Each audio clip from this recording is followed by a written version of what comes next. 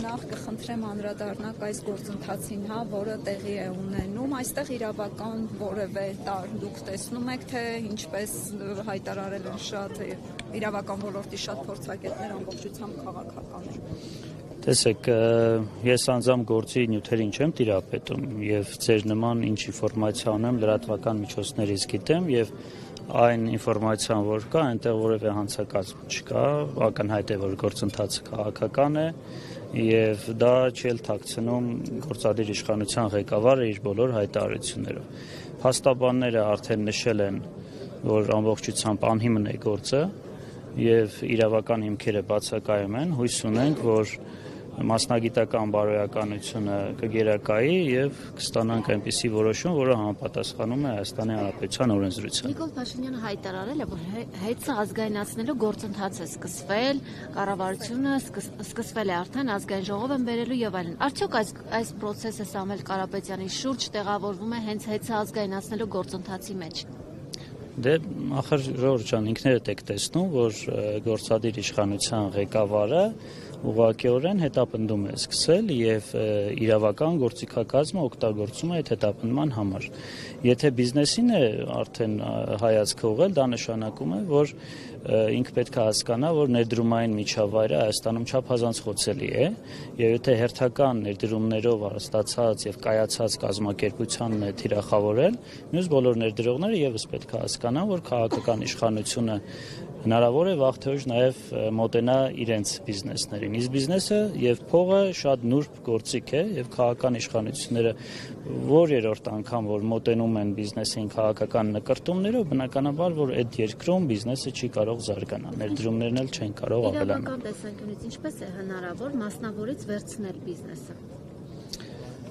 Դա շատ բարդ եւ նուրբ իրավական գործընթաց է։ Ես չգիտեմ ինչ օրենսդրական նախաձեռնության պետք է հանդես գան, որ լինի կնայենք, կարծիքը կասենք, բայց ակնհայտ է, որ եթե անգամ օրենքի մակարդակով այդպիսի բան տեղի ունենա, հարկատուների հաշվին պետքա փոխհատուցում լինի ներդրողին։ Սա եւս ժողովուրդն է դժում, որովհետև պետբյուջեից փոխհատուցում պետք է կատարվի։ Փաշինյանը բերում էր Զանգեզուրի տղնձամոլիբդենային կոմբինատի օրինակը, ասում էր նա ազգայնացում չէր, նա նվիրատվություն էր։ Նա նվիրատվություն։ Իսկ ազգայնացումը իրավական նորմավիրանից ինչ է ընդհանրում։ Ես չգիտեմ ինչ օրենքի նախագիծ են բերելու, բերենք հասկանանք ինչ է իրենից ներկայացնում։ Դե ազգայնացումը ոչ այդքան իրավական բառ է։ Այս կապիտալիստական պատմաքաղաքական բառ է։ Ասեմ, այս կապիտալիստական երկրում սա ունեցվածքի խլում չի նշանակում։ Ունեցվածքի խլումը զուտ իրավաբանական տեսանկյունից եւ որ սեփականությունը վերցնում ես, փող չես տալիս դրա դիմաց։ Ազգայնացումը, եթե բոլշևիկյան տրամաբանությամբ նայենք, այո, դա նույնն է, խլումն է։ Բայց եթե դա օրենքի մակարդակով պետք է տեղի ունենա, դա ենթադրում է փոխհատուցում, ենթադրելու է փոխհատուցում։ Ես չգիտեմ, նախագիծը կարող են ստիպել, ասել արի ընկերությունը տուրում ես, մենք քեզ փող կտանք, չեմ ծախում։ Եթե օրենքը լինի, կկարդանք, կհասկանանք ինչ մեխանիզմերով են դա ենթադրում։ Զուտ մաքուր իրավունքի տեսանկյունից հիմա էլ կարող ենք ասել, որ դա բավականին խոցելի է, հատկապես այն բառապաշարը, որ օգտագործվում է, շատ խոցելի բառապաշար է։ Եվ ազգայնացումը եւ դրանից հետո մնացած բառերը, որոնք օգտագործվում։ Պարոն Սիմոնյան, եկեղեցու թիրախավորելը, Նիկոլ Փաշինյանի կողմից ինչպես կբնորոշեք, նա ասում է, ես լեգիտիմության հարց եմ լուծում։ Նա արդյոք իրավունք ունի որևէ կերպ հայտարարություն անել կամ միջամտել եկեղեցուն։ Տեսեք, տվյալ պարագայում գործադիր իշխանության ղեկավարը խոսում է Հայաստանի Հանրապետության անունից։ Հայաստանի Հանրապետությունում երաշխավորված է կրոնի, մտքի, դավանանքի ազատությունը եւ պետական իշխանության որևէ ներկայացուցիչ իրավունք չունի միջամտել կրոնական կազմակերպության ներքին գործերին եւ ինքը որոշի, թե ով պետք է նշանակվի առաջնորդ, ով չպետք է նշանակվի եւ այլն։ Մենք ոչ միայն ազգային մակարդակում խնդիր ունենք եւ համանդրության հետ խնդիր ունենք գործադիր իշխանության ղեկավարի հայտարարությունների կապակցությամբ, այլ նաեւ մարդու իրավունքների եվրոպական կոնվենցիայի շրջանակներում ավելին կան նաեւ մարդու իրավունքների եվրոպական դատարանում նախադեպեր, որոնք որ ուղղակիորեն դատապարտել են նման գործելավոճը։ Թե Հունաստանում կա, թե Բուլղարիայում կա, բավականին նախադեպային իրավունքը այս տեսանկյունից տեսանկյունից զարգացած է եւ բոլոր տեղերում էլ կոնվենցիոն խախտում է դա դիտարկվել։ Դրա համար այն գործընթացը, որ այսօր սկսվել է գործադիր իշխանության կողմից, պետք է կասեցվի հենց իրենցից կողմից, որովհետև դա եւս պետության համար հետագայում խնդրեմ է լինելու, որովհետև ելի եւս մեկ անգամ Հայաստանի Հանրապետությունը պետք է պարտվի եվրոպական դատարանում եւ այդ գումարները ելի պետբյուջեից պետք է փոխհատուցվեն, այսինքն հարկատուներից։ Այսօր Նիկոլ Փաշինյանը սպառնում էր հեծի աշխատակիցներին, որ օրինակ ովքեր մասնակցեն այս հավաքներին, նրանք այդ պետականացումից հետո այլևս չեն աշխատի, այնպես ինչպես օրինակ Զանգեզուրի պղնձամոլիբդենային կոմբինատի աշխատակիցները, որոնք ընդվզում էին իր դեմ, այլևս չեն աշխատում։ Պաշտոնական դիրքի չարաշահ։ Եվ պատասխանեցի այդ հայտարարությունները պաշտոնական դիրքի չարաշահում են։ Իրավական գործընթաց եւ քաղաքական գործընթաց։ Կհետևի արդյոք։ Իսկ դուք հավատում եք դրան։ Ես անձամբ չեմ հավատում։ Պղնձամոլիբդենային կոմբինատի այն աշխատակիցները, ովքեր դեմ էին եղել Նիկոլ Փաշինյանը, մինչ օրս համարվում է սև ցուցակում են մինչ օրս եւ աշխատանքի չեն կարողանում տեղավորվել։ Այս գործընթացը, որ իրականացվի նաև հեծի աշխատակիցների դեմ, ով կարող է օրինակ դադարեցնել կամ աջակցել քաղաքացիներին, եթե դա պետական մակարդակով է։ Հայաստանի Հանրապետության սահմանադրությամբ սահմանված է, որ խտրականությունը արգելվում է մարդկանց, քաղաքացիների, այդ թվում քաղաքական հայացքներից ելնելով։ Չի կարելի մեկ մարդուն ընդունել աշխատանքի, որ նա օրինակ հարում է իշխանության քաղաքական հայացքներին եւ մյուս մարդուն գործից անել, որ նա հարում է օրինակ ընդդիմադիր քաղաքական հայացքներին։ Սա սահմանադրության խախտում է եւ մարդու իրավունքների կողմնակին խախտում, որը նաեւ էլի նորից կրկնեմ, մարդու իրավունքների եվրոպական դատարանի նախադեպային իրավունքով եւ կոնվենցիայով արգելված արարք է։ Եվ պարոն Սիմոնյան, ձեր նախկին գործընկեր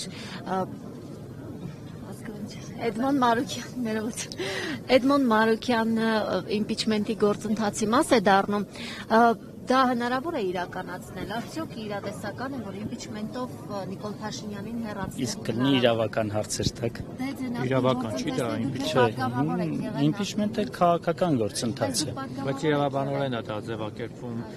եւ մուտք արվում որպես Տեսեք, իրավական մեխանիզմը կա, քաղաքական գործիչները իրենց գործողություններով պետք է կարողանան այդ մեխանիզմը օգտագործեն։ Կստացվի թե չի ստացվի, դա արդեն կոնկրետ գործընթացից է կախված, ես չեմ կարող կանխատեսում անել։ Քաղաքական գործիչ ինչ է կարծում հնարավոր այսօրվա իրավիճակը հաշվի առնելով խորհրդանում իմպիչմենտով Փաշինյանը Չեմ կարող պատասխանել, ես արդեն քանի տարիա բուն քաղաքական գործընթացներից դուրս եմ։ Երջանիկ ապրում եք, էլի։ Երջանիկ չեմ ապրում, բայց իրավական գործընթացներով եմ ավելի շատ զբաղվում։ Պարոն Սիմոնյան,